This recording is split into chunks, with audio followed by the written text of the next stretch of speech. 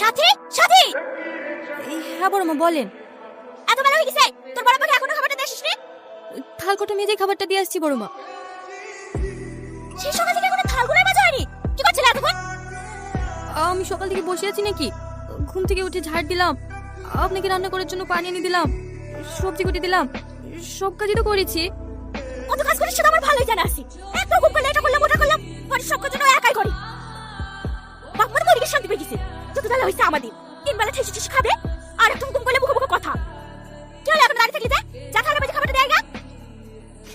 হ্যাঁ বড় মা যাচ্ছি। খাবার নিয়ে চলে এসি। খাবার নিয়ে আসার আবার কি দরকার? একটু পরে তো বাড়ি চলে যাবো। হ্যাঁ, এত বেলা হয়ে গেছে তুমি না খেয়ে থাকবা? তাই তোমার জন্য বড় মা খাবার পাঠিয়ে দিয়েছে।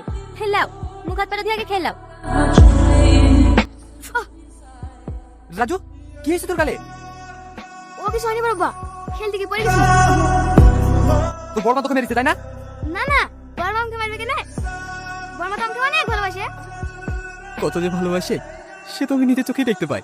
তোদেরকে দুবেলা খেতে দেওয়ার লেগে সারাদিন কাজের লোকের মতো খাটি লাগে।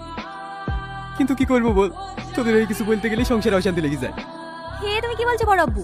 বড় মা তো আমাদের মায়ের মতোই, আর নিজেদের সংসারে কাজ করতে হবে না? সত্যি রে মা, তোর উপরে এত অত্যাচার করার পরেও তুই তোর বড় মাকে নিজের মায়ের মতো ভালোবাসিস। কোথাও হচ্ছে? সকাল থেকে কিছু খাইনি তো, খুব খিদে লেগেছে বড় মা। সারাদিন খাই আর খাই।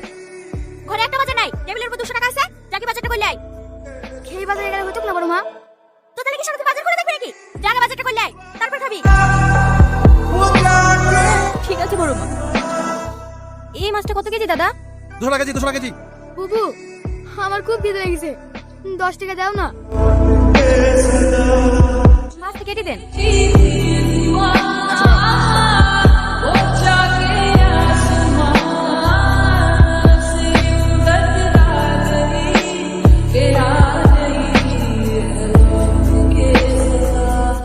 তোর কিছু হয়নি তো?